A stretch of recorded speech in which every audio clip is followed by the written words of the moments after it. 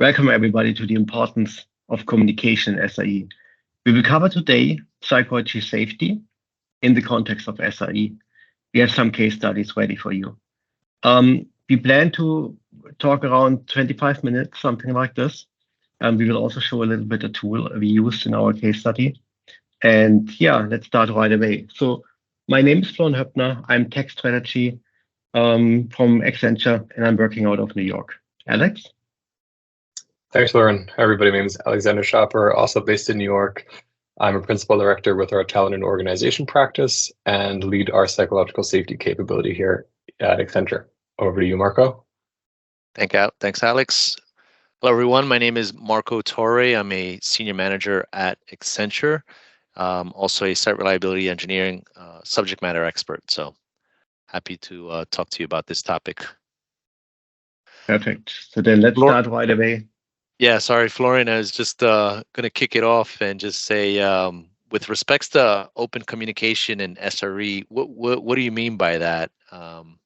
Why is it so important? So yeah, I mean, when we take one step back, what we see that the situation in IT, in corporate IT, and so on, for all of us, is getting more and more complex. It's getting more complex because of two run models.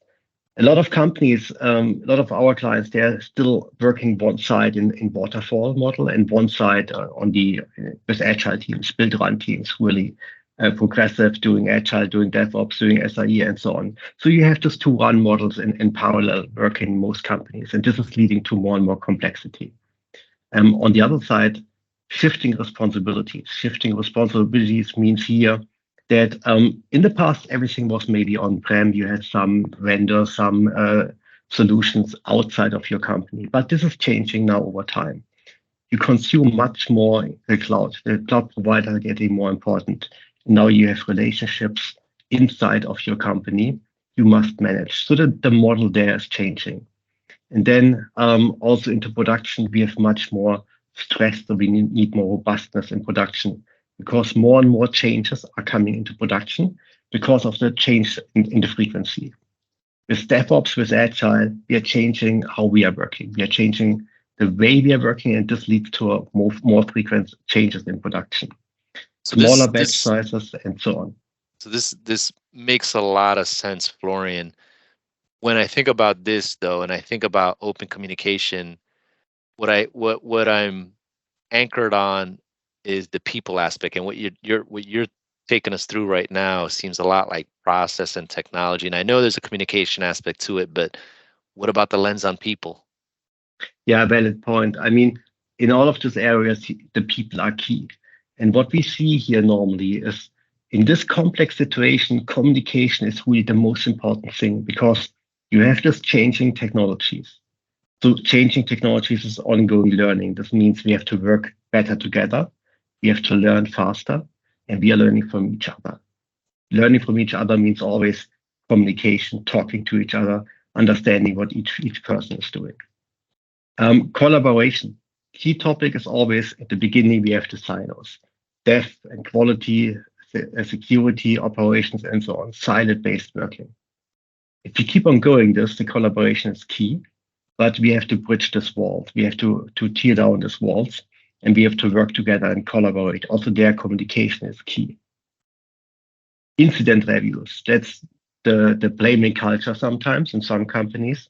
So what we want to see there more and more is this working together, blameless post-mortem culture. Speaking up, working together in a team when you have an incident, and things like this. And then here, the last item, different perspectives. In a team, we have different perspectives. Yeah. Yeah. So this makes perfect sense to me, Florian, with my site reliability engineering background and working with a lot of project teams.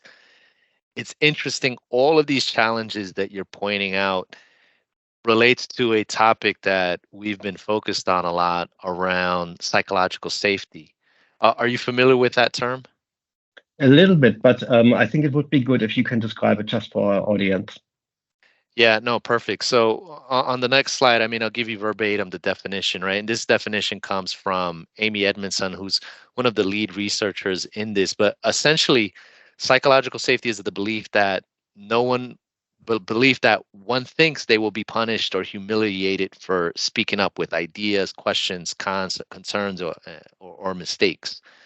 And when you put this in the context of site reliability engineering, think about the soft skills that a site reliability engineer needs, right?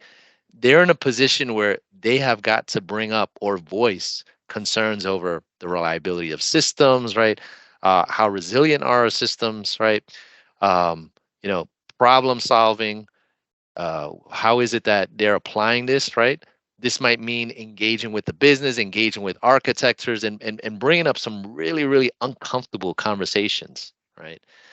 So I'm, you know, no shape or in no shape or form an expert in, you know, the theory behind psychological safety. But if you move on to the next slide, I'd like to talk about what are the differences that we see across 4 dimensions, right? When we start shifting our attention from the traditional approach on how is it that we approach, right, our confidence and our trust with our teams, but how we shift that when we're thinking about this in the context of site reliability engineering, right? So let's think about it from a blame perspective, mistakes that can be made, feedback that we're sharing back with our teams, and then, of course, the elephant in the room, right? Management, right? Our leadership, right? So, you know, a lot of times we're heads down focused on the technical work that we have to accomplish, but, you know, like I said before, the soft skills that an SRE need, right? It's very important that we have, you know, an environment where we feel safe that we can talk about these items, right? And so I'll quickly touch on, you know, some key points within these 4 dimensions. But number 1, blame. Do you feel like you're in a team when there's constant finger pointing going on, right? So there's an issue in production, right? Your first instinct is it's not my fault. Like, yeah, my code passed all tests in the lower environments. I'm sure that's networking. You know, I'm pretty sure that they missed the configuration. We're always telling the infrastructure teams, you got to get on GitOps, right? You got to version control your changes, right? But even still, if there was a mistake, right? How are we making our team members feel when they actually do make a mistake, right? Do we talk about it? Do we voice it over, right? Is it okay, or are we penalizing folks for that, right? And then that goes on that next dimension of feedback. Are we sharing back that feedback? Do we have the trust and confidence to accept feedback from our team members, right? And most importantly, right, do we have the confidence and trust with our teams if we're in a leadership position, or if we're in a single contributor position? You know, do we trust in our colleagues, our coworkers, or our team members to actually deliver what they have to? And why this is important in the context of site reliability engineering? Well, think about it, right? I mean, we're not going to get into the concepts of say, for example, service level objectives and setting up your service level indicators, but these are essentially tools and practices that allow us to take risk in production environments, right? And do we feel that we have a culturally safe environment to take risk? And that's what we wanted to focus on as part of why psychological safety is so important. And I want to point out one topic here also on this slide. What we see in the traditional approaches that we have maybe the structure like biz, dev, queue, and prod, and maybe security also in the middle. That's easy to blame someone else because this person is maybe not sitting in my team. We also can see when we break down the silos in an organization that when I'm end-to-end responsible for something, there's not so much blame anymore. So this also leads into a better culture, into a culture like that people are responsible end-to-end for something, and that they are not so there's not so much finger pointing anymore. So the organization, the form how we structure teams is also leading a little bit in the direction of how we treat people and how do we talk about blame and do we point fingers or something like this. Definitely makes sense, Florian. So on this slide, I mean, when we started our journey, when we started to talk about psychology, safety, and trust, we also thought, okay, is this a huge topic? Is this a topic which can really improve our team? And so we looked into the research, and what we found there is that the numbers are clearly indicating that focusing on psychology, safety, focusing on improving trust is a key topic for your team is a key topic to improve your innovation, for example, your productivity and your skill application.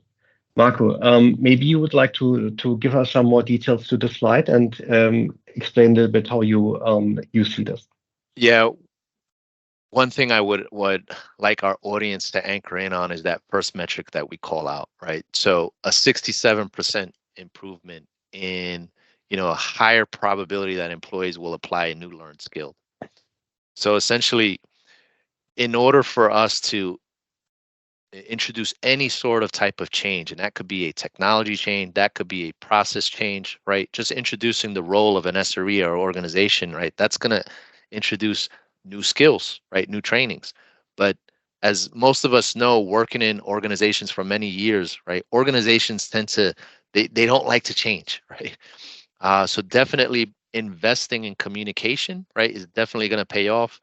As we see, having that ability to quickly pivot an organization and the skill sets of a whole team or a whole group or a whole technology group to start enabling the culture of, yeah, sure, I'll pick up a new and learn a new skill, right? If that's where the organization technically is headed, right? So it's definitely something that we want to call out and focus on. And there are other metrics, benefits that we can see: 76% more engagement, 11 times more innovation, right? And 50% more productivity. And so you might be asking, well, how is it that we approach this, right? So the way we approach this is essentially by focusing on, first, what are those challenges? And I touched a little bit on some of those. So number one, culture is intangible, right? It's very, very hard to change culture. The way we approach this is with a data-driven approach that we'll give you guys an overview on. Also, on that same theme of organizations are just resistance to change, right? It's very important that we get leadership buy-in, right? They need to be fully on board as well. And then just overall, you guys are starting to understand, what does it mean to be in a low psychologically safe environment, right? It starts with our practitioners, right? They're the only way we're going to be able to spread, right, that bottoms up approach. And on the right hand side, I mean, you'll see a couple of the activities that we run through. We won't spend too much time on that because we'll run through those activities as as we do by looking at the insight scan tool that we use to be able to measure the effectiveness of culture change. So with that said, we're going to hand it off to Alex, who is going to give us the case study overview and how is it that we actually applied this. Cool. Thank you, Marco. So that's exactly what I want to do the next few minutes, is to talk a little bit about actually bringing this to life. So how did we experience this with a representative team that represents, I think, some of the experiences that you've probably had in the last few years, and something we come across very, very often. And then through that, I want to share, as Marco said, a tool that we use quite frequently, but also a framework to really understand how do you make psychological safety actionable. It's kind of a big term, and I think, as Marco Florian pointed out, it means many different things to different people. So I want to share a framework of kind of how you can bring this to your teams and make it quite actionable. So in this particular case, I want to talk about, we work with a product engineering team that need to respond to really a dramatic increase in growing sales and really get more client-centric during the pandemic. I think you might be able to relate to this. We saw incredible productivity and efficiency gains. Online sales went up as a result of that. And so that put a lot of pressure on engineering and SRE teams. And so the challenge really for this team was, how do we respond to the increased demand in business by introducing new features, keeping up with the number of site visitors and traffic, all without compromising quality and security. And the questions I want you to think about over the next few minutes are, how did this team overcome a culture of blame? How was it able to learn from mistakes? How did we eventually evolve the ways of working as we saw the increasing demand? And ultimately, is this a model that you can scale across the organization? And taking some of the agile best practices and bringing those back into SRE. So let's go to the next slide quickly. Because I want to highlight here is essentially the approach we took. And you'll see that we have different key moments in this journey that we did with the team. And it all started with the first point here you'll see called insight scan and debrief. Another way to look at that is a retrospective or blameless postmortem. So what we did over 12 weeks was run 3 or 4 retrospectives or postmortems over the course of 3 months that were all data-driven using the insight scan tool, and used online collaboration tools like Miro and Miro to facilitate anonymous conversations. I'll talk a little bit more about that in a few minutes. And now you might be wondering, like, why just 12 weeks? You know, this seems kind of random, but what we did too is look at what does it take for behaviors and new ways of working for actually to stick with the team. So the research clearly points that teams and leaders start to internalize new behaviors on their own once they've repeatedly done them over the course of 3 months. So every 2 weeks through smaller actions and reinforcement. And so, make a long story short, we follow the cycle of running these workshops or using this tool we're going to show, and then off of the back of that, really getting to action very quickly to understand what is it that the leader needs to change, what is it that the team members can change, and addressing those with leadership trainings, coachings, and workshops.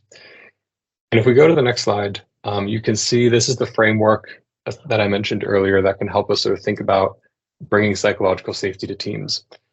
And you might recognize some of these terms here around flow state. But before we go there, I quickly wanted to highlight that the research is clear in pointing out that it's not sufficient just to focus on psychological safety. And that's been our point of view and what our work has shown. But to really understand what it takes to be an effective team in an SRE context and what's expected of the behaviors that Marco and Florian pointed out earlier, you also need to look at intrinsic motivation, or as you can see here on the x-axis, team intrinsic motivation, these motivational drivers. So that talks a lot about purpose and collaboration. And when we see teams that have both high psychological safety and high motivational drivers, they actually proactively assume accountability. By comparison, teams that are in the fear zone, they actually are more held accountable by leaders. That's a big difference. So it's, do I actually feel comfortable to step up? Do I have the psychological safety? Am I motivated to own a mistake, to flag a risk, to bring up a concern in a postmortem? It's very different than somebody asking the team member, what concerns did you see? Or please tell me, who made that mistake? That's typically what we see in the fear zone. But the flow zone is really characterized by teams that want to learn from their mistakes, and that's what we call positive error orientation, and have a lot higher levels of proactive communication.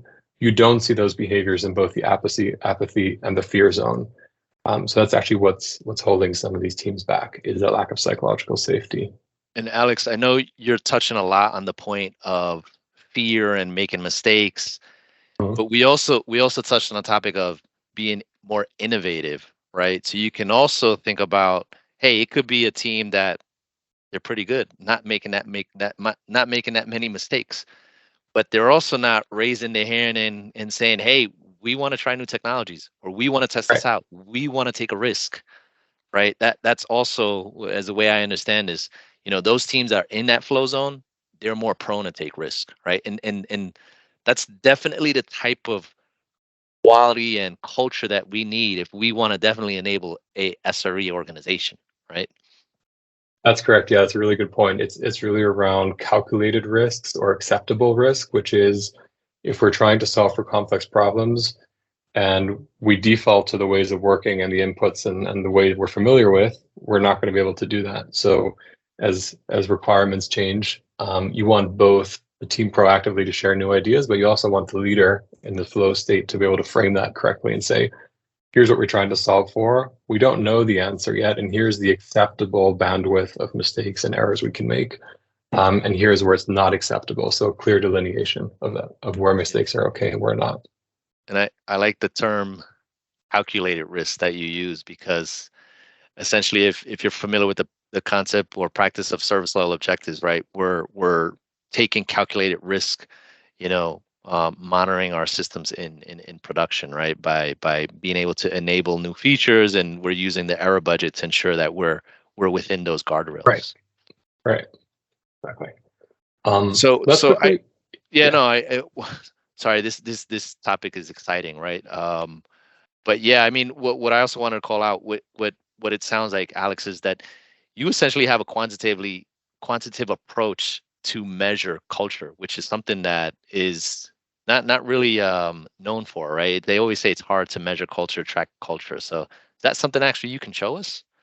Yeah, that's a great point. Let me jump into the tool that we use, because I think when you look at comfort and apathy and fear, like even that means a lot of different things to different people, right? And I think everybody listening probably has been part of retros or postmortems where you talk about mistakes, or you talk about vulnerability, or are you actually able to share what you did wrong? Even those things are very subjective, or the leader says we need to become more effective. Well, what does that even mean? So I think what we tried to do is, and I'll share my screen here, really take a data-driven approach to blameless postmortems and retrospectives.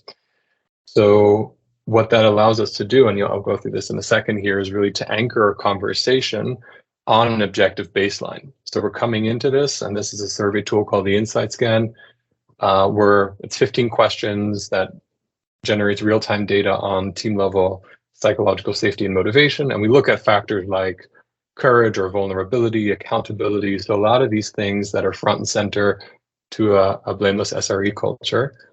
And what we want to do is for the team during the retrospective or the blameless to actually measure this in real time. And this is the case study of a team we worked with. You can see here that was in the flow zone and was doing quite well. So in this particular case, I can show you this dot right here.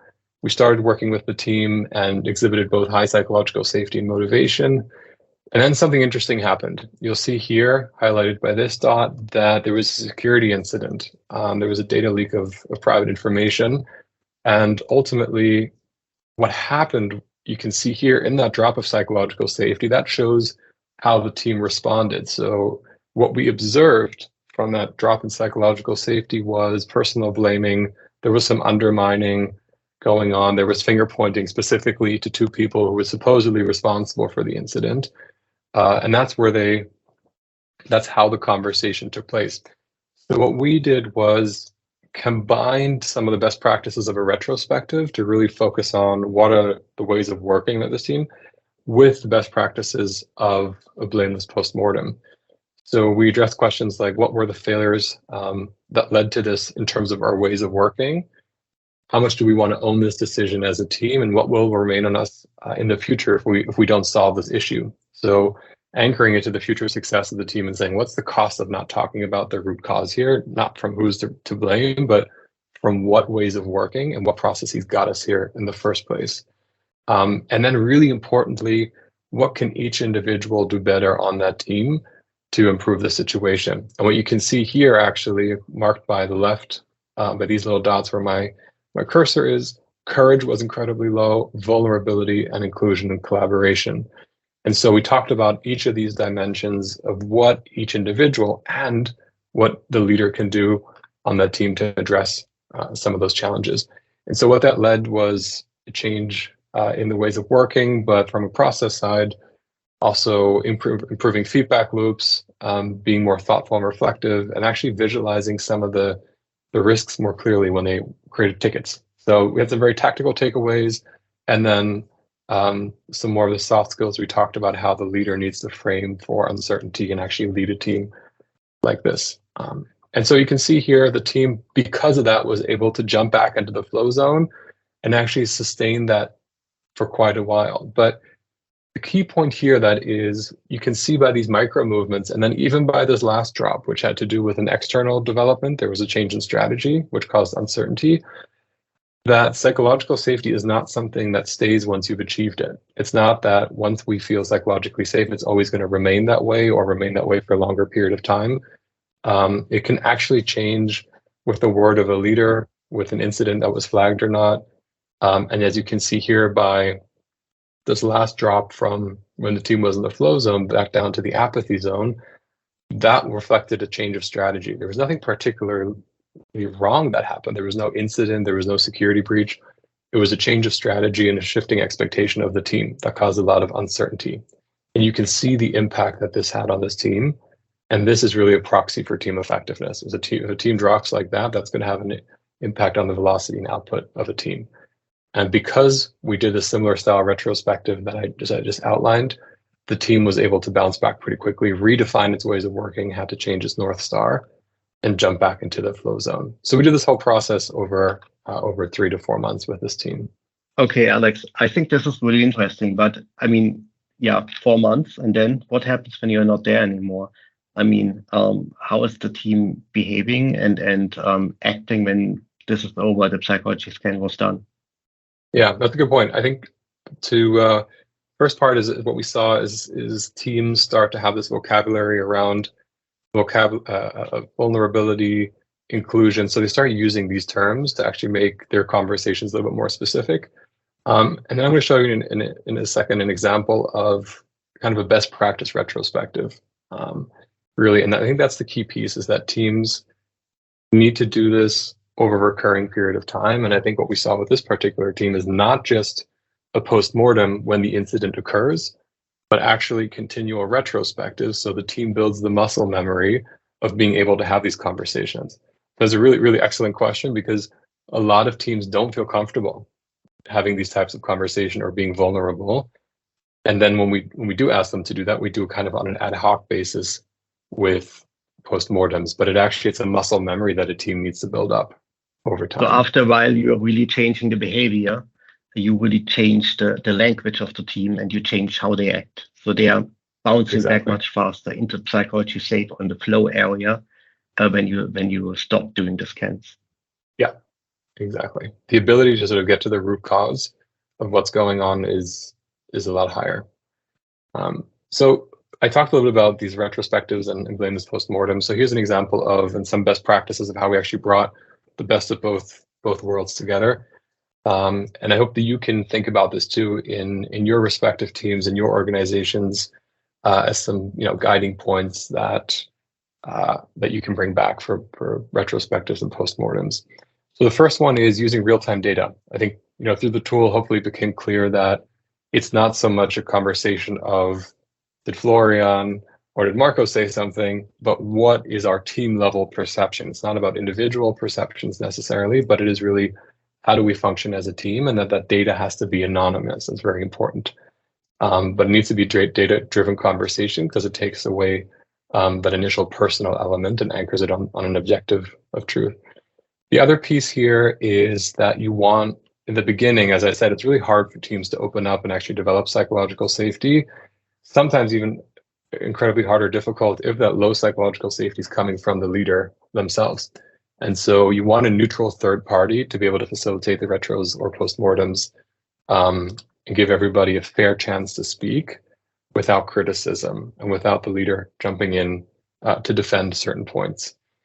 And the second piece you see here around these sticky notes, and this is, I think, one of the great benefits of working remotely or virtually through Miro or Miro, is you can actually give people the ability to comment and share their perspectives anonymously and confidentially. So often retrospectives are held where we expect people to come off mute and share their perspective. That's a big jump if you don't feel psychologically safe.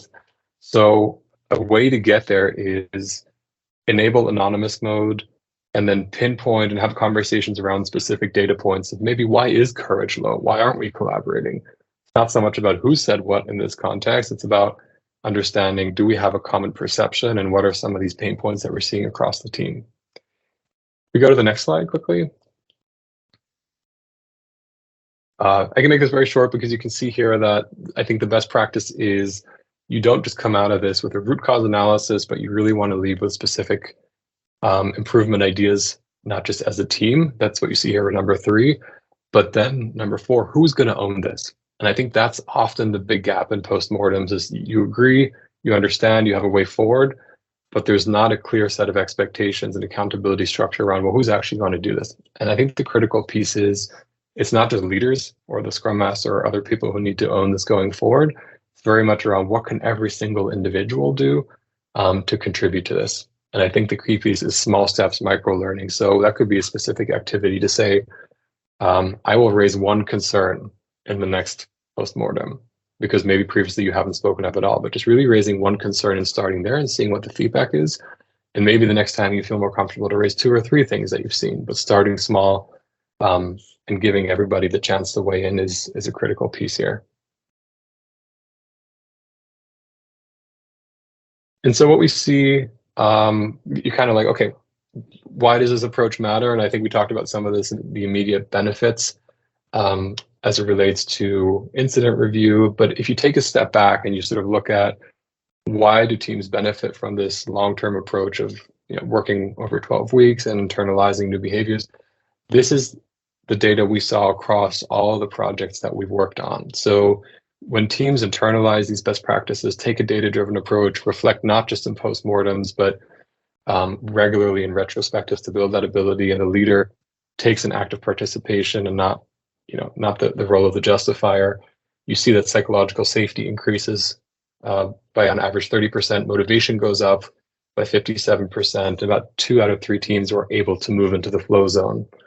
And just to double click on that, if you look at what specific behaviors improved as teams moved into the flow zone, it's the ones on the right. So purpose, relatedness, accountability, and courage.